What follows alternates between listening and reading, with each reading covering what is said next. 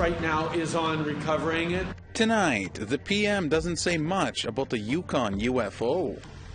For the minister to review the case and come to the conclusion that there's a likelihood that there's been a miscarriage of justice in this case. Plus, a new trial may be coming for a man convicted of a triple homicide. Because I'm an ambassador and I represent the people across the country. And Elder Billy Two Rivers passes into the spirit world.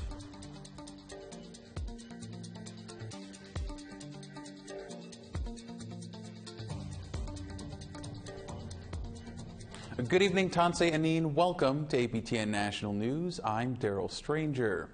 We begin tonight in Labrador, where an inquiry into the treatment, experiences, and outcomes of Innu in the child protection system has finally begun after 6 years of delays. Angel Moore reports.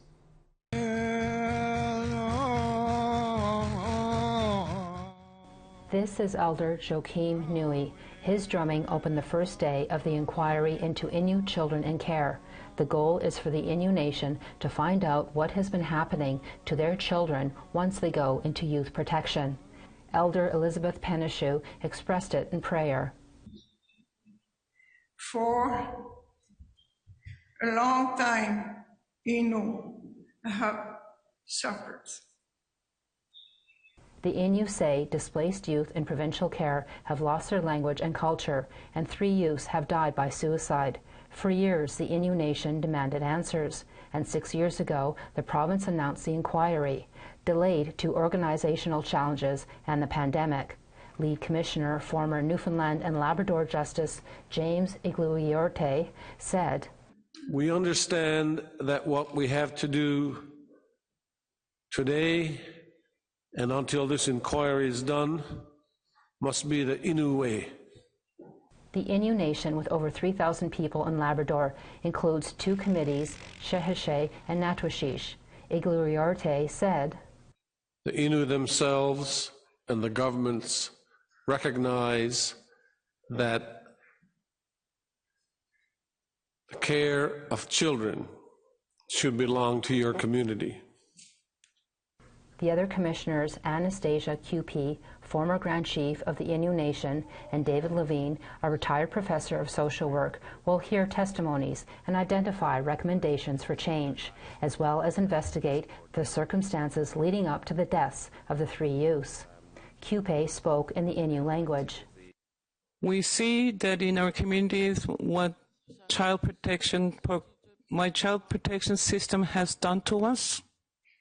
We see it in our children. This week, the hearings will focus on the history of the Innu and the acts of colonialism. With $4 million set aside by the province of Newfoundland and Labrador, the inquiry is expected to take 18 months to complete. Angel Moore, APTN National News, Jabuktuk, known as Halifax. A Manitoba man convicted in a triple homicide more than 25 years ago may have a new trial. In 1997, Robert Sanderson was one of 3 Manitoba men convicted in the grisly slaying of 3 rival gang members. Today, Federal Justice Minister David Lametti announced via a press release, following an extensive review, he has referred the case of Mr. Robert Sanderson to the Manitoba Court of Appeal for a new appeal from conviction pursuant to the conviction review provisions of the Criminal Code. Ron Dalton is the Executive Director of Innocence Canada, a non-profit devoted to wrongful convictions in Canada, and he joins us now to talk about the case. Ron, hello and welcome to our show. What can you tell us about Robert Sanderson's case? I can tell you that Mr. Sanderson has been convicted for the last 27 years of a triple murder, and he spent 25 of those years incarcerated inside of a penitentiary. He's been out on day parole for the last year and a half, but like everyone serving a life sentence, he continues to serve his sentence whether he's in the community or in the prison. A life sentence in this country is literally that. It lasts until the day you die. Now, why did you apply for the ministerial review? Well, Mr. Sanderson approached our organization, as many convicted people do, and asked us to have a look at his case. Unfortunately, we're a small nonprofit organization, so we often have a wait list before we can even get to someone's case. And we've been working on Rob's case for the last 10 years. We actually submitted an application to the Federal Justice Minister in 2017. So that's 5.5 years ago, and it's taken that long for the minister to review the case and come to the conclusion that there's a likelihood that there's been a miscarriage of justice in this case. The minister hasn't determined that Mr. Sanderson is innocent or guilty and should go back to prison, but what he has done is taking the step of referring the case back to the Manitoba Court of Appeal and asking them to have a second, closer look at it. Well, on that note, how does Minister Lametti's announcement today affect things going forward? Well, from our perspective and from Mr. Sanderson's perspective, it's a positive development. The minister could have said, we reviewed the case and we don't think there's any merit to your claim of innocence, and Mr. Sanderson would be left with no further recourse. That could still happen at the Court of Appeal, but at least it's going to the Court of Appeal with the additional fresh evidence that we've provided to the minister and the minister's conclusion that there's a likelihood that there's been a miscarriage of justice. So it's a stronger case going back to the Court of Appeal than when they first looked at it 23 or 24 years ago. And last one for you here, Ron. What's next? What's next? What's next is just like any other appeal, our organization will file a factum or a statements of facts and legal jurisprudence to the Court of Appeal. The Crown will respond with their own factum and their own arguments. There'll likely be oral hearings in front of the Court of Appeal, and then the members of the Court of Appeal will take a few months likely to review the matter, write a decision, and hopefully within the next year, Mr. Sanderson will get a decision from them, and with any luck at all, it'll be a decision declaring him innocent. Well, we'll certainly be watching. Ron, we appreciate the time and the insight into this. Okay, well, thanks to you and your listeners. It helps to keep people informed about what's going on, because when it comes to the Winnipeg Police Services and Indigenous clients, we've had a number of cases like this, and I'm afraid we have some more in the pipeline. Well, we want to hear what you think about the stories you've seen to start our show tonight. Here's how to continue the conversation. Send your emails to news@aptn.ca, or you can leave a comment on aptnnews.ca. You can also find us on Facebook, Twitter, Instagram, YouTube, and TikTok. Follow APTN News to join the conversation and see our latest stories.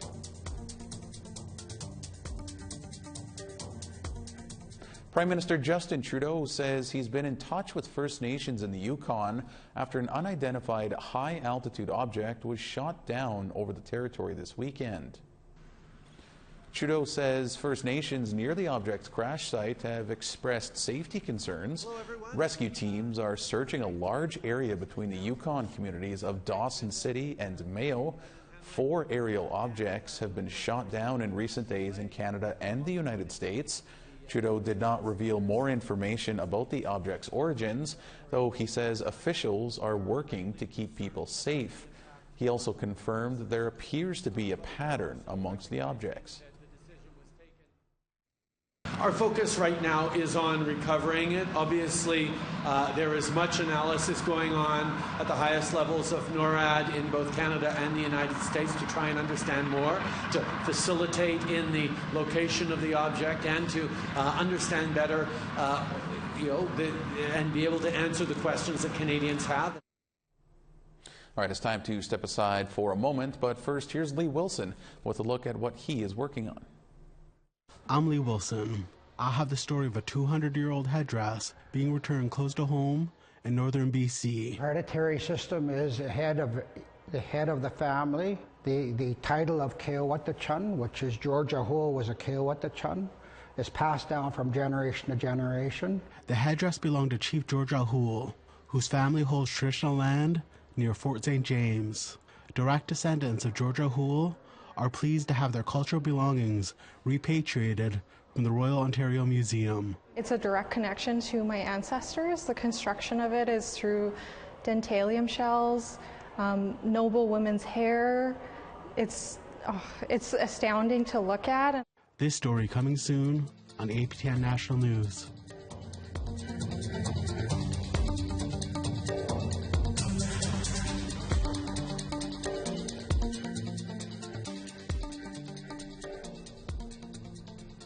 Welcome back to APTN National News. The 32nd Annual March for Missing and Murdered Indigenous Women and Girls is taking place tomorrow in Vancouver. Joining us is APTN's Tina House with a special guest who has been advocating on behalf of families for over a decade. Thank you. We're here on the corner of Main and Hastings in the downtown east side of Vancouver. And in less than 24 hours from now, thousands of people are going to be marching these streets to demand justice for the murdered and missing Indigenous women and girls and men and boys. Joining me today is Lorelei Williams. Lorelei, you've been an advocate now for 11 years. Tell me what it's been like in the front lines and marching with all those people demanding justice. It's very hard. It's very emotional. Sometimes the emotions take over. At the same time, it's healing as well to be with all those families in one place. So there's definitely a lot of emotions, for sure. Speaking of emotions, Lorelei, I know that since the last March, we've had so many more cases of murdered, missing Indigenous women and girls. Tell me about what you're up to on the 27th. On February 27th, we're going to be having a rally for justice for Chelsea Portman, Tatiana Harrison, and Noel Ossoup's family. They've asked us to come together and have a call to action for police neglect in the cases of Tatiana Harrison, Chelsea Portman, and Noel Ossoup. So, you know, the families are frustrated. I work with so many families, and they usually come to me when they're frustrated with the police, when they feel like that nothing's being done. And so I support these families as much as I can. And when they ask me for certain things, I'll do whatever I can to help them and support them. So we'll be doing that right at the Gravely location where the investigators are, where we've had to meet with these families and the police officers. Can we talk a little bit more about that? When you say police in action, so are they not investigating these files? Like, what's happening? There are so many flaws. There are so many things that they're doing that they're not doing to support these families. For example, when Chelsea went missing, there was such a simple thing to do that the family was asking for, was to look at the camera footage of where they thought she might have been last seen. I don't have the power. I wish I had the power, because then I would have looked at every space there, every place. But now they don't have that. So just simple things that they have the power to do, right? So there's a lot of, they have so many examples. They are always breaking their trust with the families. Something so simple that the families ask for, sometimes they just say, no, we're not going to look into that. So the families' trust is lost with them, which hinders the case, which is horrible, because then when they don't trust the police, then who do they have to help them search for their loved ones? And they're in dangerous situations. They can be in very dangerous situations just searching for their loved ones. And I've been with them in many dangerous situations. And yeah, it's horrible. Lorelei, thank you so much for all your work that you've done with the families over the years, and continued success for you and all that you do. Thank you so much. Back to you in studio. A 2-year grant worth more than $6,000 is available for families in British Columbia with children affected by fetal alcohol spectrum disorders, or FASD. It is meant to provide support in a wide range of ways, including care, special events, or groceries. This week, families can apply for FASD funding relief through 2 distributors.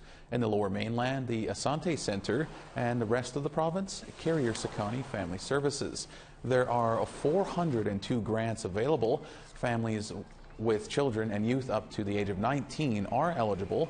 An official diagnosis is not required, and applications are open until early March. Intended to support any aspect or respite or relief for families. So anything from needing a babysitter or care, or say a summer camp. For some family, this means extra groceries. Whatever respite means for your family, that's what this funding is for. All right, we'll have more news when we come back, but first, a look at this week's In Focus. Hello everyone, Valentine's Day is fast approaching and we thought it would be a great time to do an In Focus based on love. And as always, we want you to join in on the talk next week. We want to see any photos or videos of things you love, like your partner, dogs, kids, or a favorite cultural activity that you love doing. You can send in what you love to infocus@aptn.ca and you might just end up in our love-themed episode of In Focus.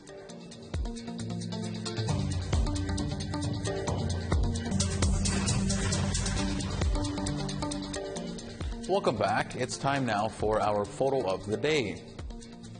While out for a walk to stretch her legs, Gail French found herself at the Waterworks Conservation Park in St. Thomas, Ontario.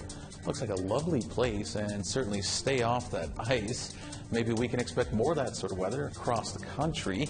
Now, before we get to the weather, we want to see some pictures of you and your sweetheart. So send some Valentine photos to share@aptn.ca as we hope to fill the rest of the week with pictures of true love. All right, now let's take a look at tomorrow's weather. We start on the East Coast, to 3 degrees in St. John's and 0 in snow in Charlottetown.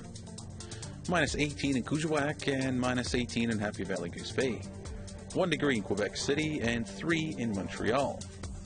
Clear 9 in Toronto and 3 in North Bay. 6 degrees and clear in Timmins and -23 in Big Trout Lake. -28 in Churchill and -6 in Norway House. -6 in snow in Barons River and +2 in Winnipeg. -9 in Regina and -10 in Saskatoon.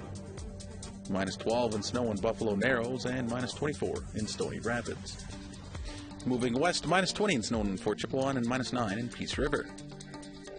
-4 in Edmonton and snow and -3 in Calgary. 7 degrees in Vancouver and -1 in Quesnel. 2 degrees in Prince Rupert and -7 in Dease Lake. -18 in Beaver Creek and clear and -25 in Rock River. -25 in Wrigley and -27 in Yellowknife. -30 in snow in Inuvik and -32 in Colville Lake. Clear and -38 in Cambridge Bay and -31 in Whale Cove. -41 in Igloolik, that is cold, and -19 in Iqaluit.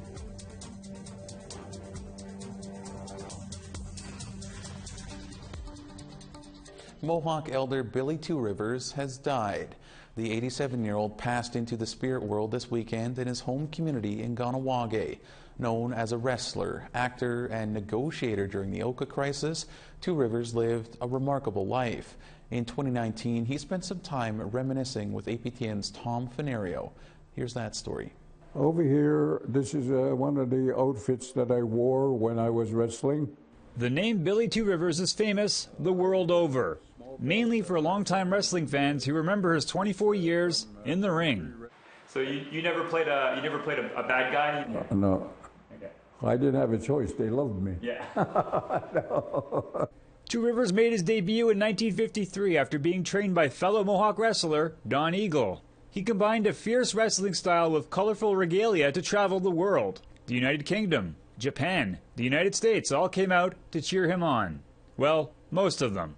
Right before a match in Hanover, Germany, a spectator criticized Two Rivers for wearing an inauthentic, pan-Indigenous outfit. Two Rivers went on to explain that even though he's Mohawk, he was proud to wear boots made by the Huron-Wendat and a headdress gifted to him by the Blood Tribe in Alberta. He said, what is this? He says, you're not, he says, you're not Indian, what are you? I said, yeah, I'm Indian. I'm a native North American Indian. He says, well, what are you dressed like this for? I says, because I'm an ambassador and I represent the people across the country. But being an ambassador wasn't enough to make him feel safe when it came to wrestling in places like Belfast during the late 60s. At night, the soldiers would come out with darkened faces. They'd stand in a corner not to be seen, waiting for the rebels or something. And the greatest concern I had is that they're going to put a bomb underneath the ring or something, you know. That wouldn't be the last time in his life Two Rivers would end up in a militarized zone. Got a call about 5:30, 6, almost 6 o'clock, and it was Joe, and he says, Billy, he says, the bridge is blocked. I said, what? He says, yeah, he says, the Mercier Bridge is blocked. After ending his wrestling career in the mid-70s, Two Rivers became a council chief for the Mohawk Council of Kahnawake. He was among the leadership group charged with brokering peace after Kahnawake barricaded the Mercier Bridge in support of Kanesatake during the Yoka crisis. And despite having traveled the world over, the summer of '90 was witness to the worst act of racism he ever saw, right next door to his own community in Montreal. In what's become known as the Roxit Whiskey Trench Incident, a convoy of Mohawk women, children, and elders leaving Kahnawake were stoned in their cars. The fellows going around to the different businesses that were there and says, come on out and let's stop these Indians, these people. They didn't care. After 20 years on council, Two Rivers retired in 1998. Since then, he's done acting in films and shows like Mohawk Girls, had a photo of himself used on the cover of a Van Morrison album, first without his permission before they settled out of court, and served as an elder for the Assembly of First Nations. But most of all, Two Rivers is proud of his 9 grandchildren, many of whom speak Kanien'kehá:ka, the Mohawk language, with him.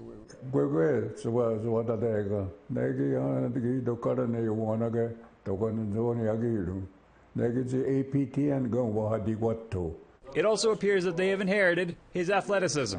I just want to point out to you, I have a picture on there from a number of pictures where my granddaughter won her championship for Greater Montreal, I believe. To say that Two Rivers has lived a rich life is to state the obvious. I don't know how much longer I'll be in this world over here. I'm trying to pass everything that I know on to the next generation's job. Tom Fenario, APTN National News, Kahnawake, Mohawk Territory. Well, Super Bowl 57 is over with the Kansas City Chiefs beating the Philadelphia Eagles 38-35, much to my and many other Eagles fans' displeasure. But the game aside, this Super Bowl saw Indigenous people on and off the field making an impact.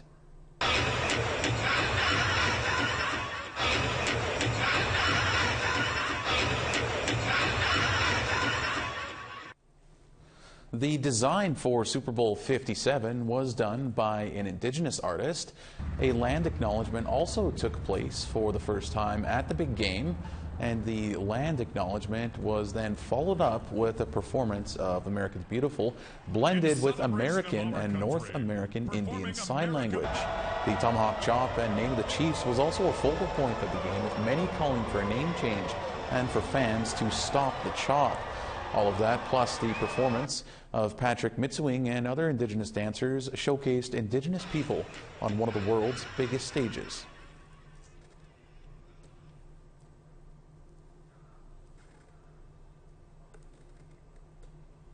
And we certainly hope they continue to showcase Indigenous culture moving forward. All right, that's all we have for you tonight on APTN National News. If you missed any of our stories tonight, or you want to catch up or learn more, you can head to aptnnews.ca. I'm Daryl Stranger. Thank you so much for joining us. Have a great night.